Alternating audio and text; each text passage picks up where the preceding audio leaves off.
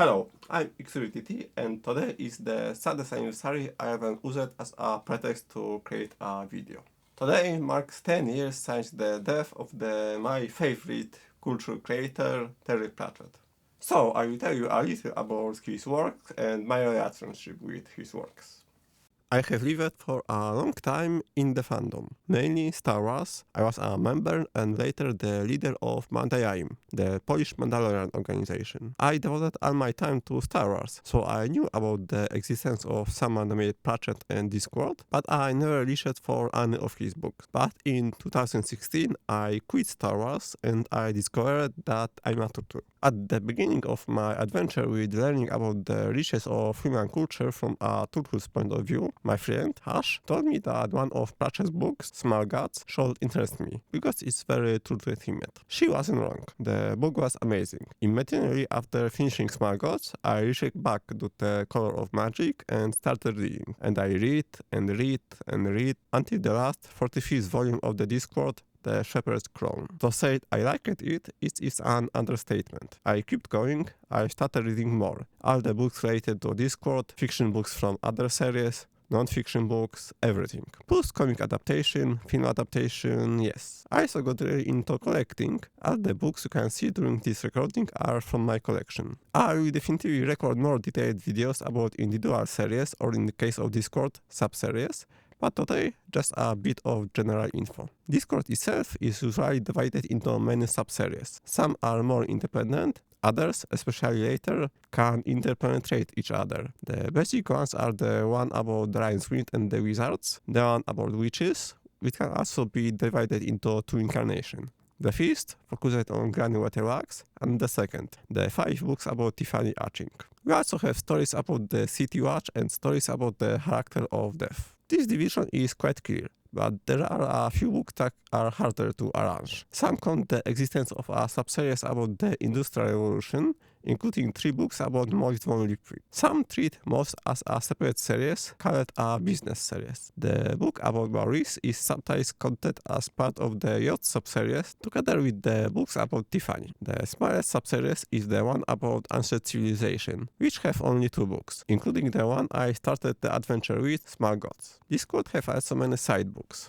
First, this start could be described as scientific. I think here about the 4 volumes of Discord Science and the book Discord Folklore. I admit that at first I wasn't particularly interested in them. I was expecting a typical made-up stuff and cash grab, which I was used to from similar titles in series like Star Wars, Star Trek, Harry Potter, etc. But this is Pratchett. I won't say that he has never published anything that is a cash grab, but these are not these items. These are awesome. In the case of science, Pratchett has joined forces with Ian Cohen and Jack Stewart, and these are books in which we have chapters that take place in Discworld, and chapters that are nothing more than solid popular science books. Similarly, Folklore does not focus on inventing myths and legends of the Discworld, but thoroughly scientifically describes myths, legends, and folklore from our world, describing the origins of various things that they refer to in the Discworld books. Another type of book are the various diaries, which are, well, diaries for the given year, with place to write down various things from a given day, and each has a lot of additional information related to the main theme. The Guild of Jesters, Assassins, Beggars, Vampires, City Guards, etc. We also received the first 8 diaries in the form of collected editions as 2 volumes of the Ankh-Morpork archives, in which only the information part was reprinted.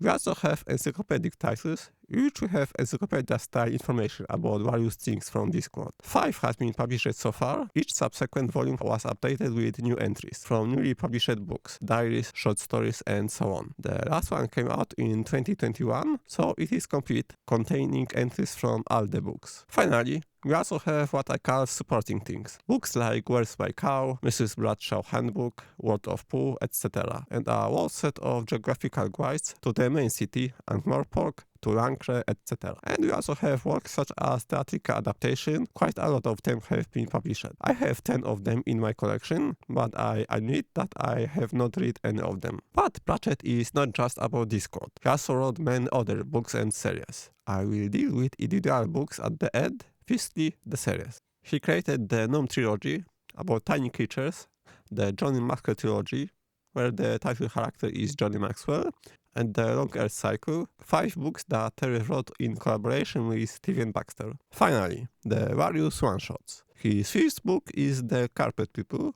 which can be considered a precursor to the Gnome series, because it is a relatively similar concept of smart creatures, here much smaller than the gnomes. The next 2 books are considered to be certain precursors to the Discord, because they contain certain Discord motifs. They are The Dark Side of the Sun and Strata. The next one-shots are The Unadulterated Cat, which is a different type of book about cats, Good Omens, written in a duet with Neil Gaiman, Nation, and Dodger. Time to mention his collection of short stories for children, which he wrote while working for Bugs Free Press, under the pseudonym Uncle Jim. In the book A Blink of the Screen, we have several such stories and many others, including some from the Discord. We also get 5 volumes that were focused entirely on such reprints, starting with Dragons at Crumbling Castle and ending with A Stroke of the Pen. Basically, I like the vast majority of Pratchett's work. In fact, the only ones that I liked less are the 5th volume of The Long Earth and collection of his short stories for children. They are not so woo, which is probably due to the fact that he wrote them quickly for a newspaper, did not polish them, they were not solidly edited, and so on. They are not bad, they are acceptable, but in my opinion, they are published mainly because it is Pratchett and not because they are something great. As for the turtle aspect, I will go into detail in separate videos dedicated to specific pieces of his work. So now I will just say that yes, there is a lot of turtles in his work. The entire Discord is based on a twin on whose shells rest 4 elephants, and on their backs the disc itself. So in a sense, all the Discord books are turtle related, although not all of them mention the turtle. Another turtle is of course Om, the hero of the small gods.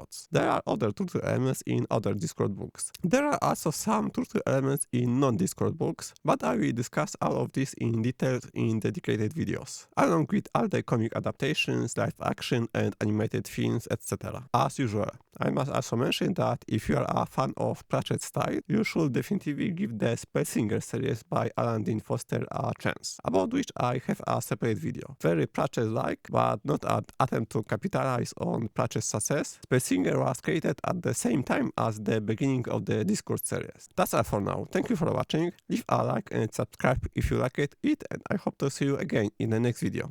Bye!